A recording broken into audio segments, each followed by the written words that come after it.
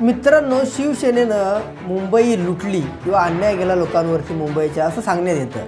तर प्रत्यक्षात जर असं सांगितलं गेलं आणि असं जर विचार करायला गेलं तर प्रत्यक्षात मुंबईला शिवसेनेनं लुटलं आहे का असं जर विचार केला तर तुम्ही हा जो व्हिडिओ आहे तो नक्की ऐका.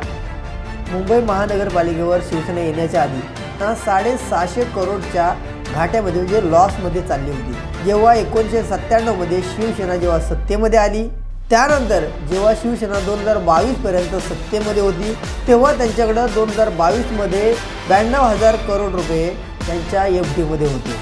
तर तुम्हाला आता प्रश्न निर्माण होईल की एवढा पैसा हे कॉर्पोरेशन एवढा पैसा का जपून ठेवलं आणि त्याचं काय कारण आहे. तर त्या पैशाचा उपयोग शिवसेनेनं जो कोस्टल रोड मुंबई महानगरपालिकेने बनवला त्यासाठी पैसे वापरले आणि कोस्टल रोडवर एकही रुपयाचा टॅक्स किंवा टोल लावण्यात आला नाही. या ठिकाणी टोल नाका का लावण्यात आला कारण BMCने स्वतःच्या पैशानं हा रोड बनवला होता. दुसरी गोष्ट म्हणजे जे वॅक्सिनेशन जे कोरोना काळात जे वॅक्सिनेशन झालं त्याच्यासाठी काही पैसे वापरण्यात आले.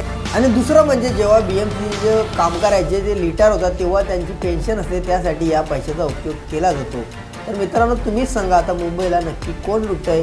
आणि जर लुटली असतील तर 20 वर्ष सत्तेमध्ये जे विरोधी पक्ष आहेत जे बरोबर आता त्यांच्यावर आरोप करतायत ते 20 वर्ष सत्तेबरोबर त्यांच्याबरोबर सत्तेत होते, त्यांना 20 वर्ष यांचा भ्रष्टाचार दिसला नाही आणि आताच त्या पक्षातून सुटले यासाठी त्यांना भ्रष्टाचार दिसतोय का असा सुद्धा प्रश्न निर्माण होतो. यावरती तुमची प्रतिक्रिया नक्की कमेंट करा.